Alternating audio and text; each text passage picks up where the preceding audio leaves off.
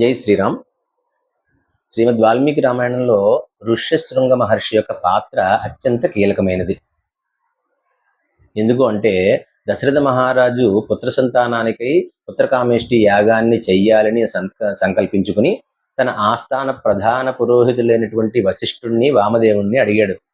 ఈ కార్యక్రమం ఎవరి చేత చేయిస్తే సత్ఫలదాయకంగా ఉంటుంది అని అడిగాడు. వారు ఎవరు ఒకే సమాధానం చెప్పారు, ఋష్యశృంగుడు అని చెప్పి.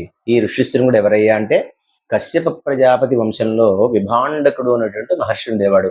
ఆయన పుత్రుడు ఋష్యశృంగ మహర్షి. విభాండకుడు వనాల్లో తపస్సు చేసుకుంటూ తన కొడుకైనటువంటి ఋష్యశృంగుడికి వేదాంగాల్ని, శాస్త్రాలని, అలాగే తపో విద్యని కూడా ఆచార నియమాలతో బాహ్య ప్రపంచానికి దూరంగా నేర్పించాడు. అప్పుడు ఒకానొక కాలంలో అంగదేశాన్ని రోమపాదుడు అనేటటువంటి మహారాజు పరిపాలిస్తూ ఉండేవాడు. ఆయన దేశంలో అత్యంత కరువు కాటకాలు సంభవించాయి.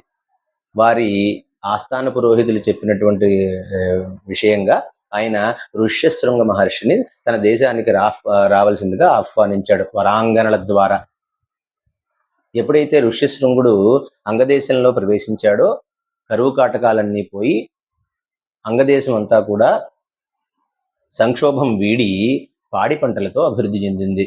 వెనువెంటనే ఆయన తన కూతురైనటువంటి శాంతనిచ్చి ఋష్యశృంగునికి వివాహం చేశాడు.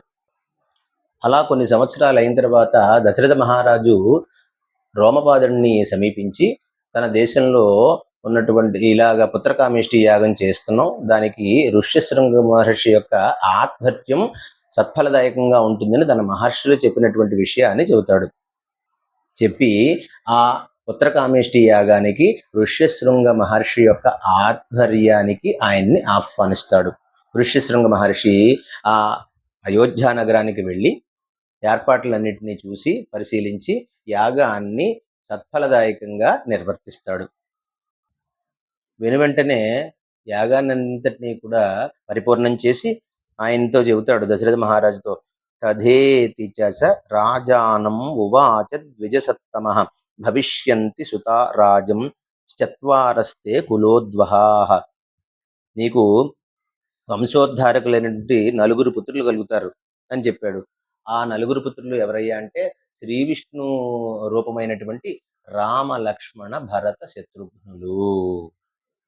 శ్రీమద్ రామాయణానికి మూల కారణమైనటువంటి ఈ కథాంశం అత్యంత ఆశీఫ్పూర్వకమైనది. స్వస్తి. జై శ్రీరామ్.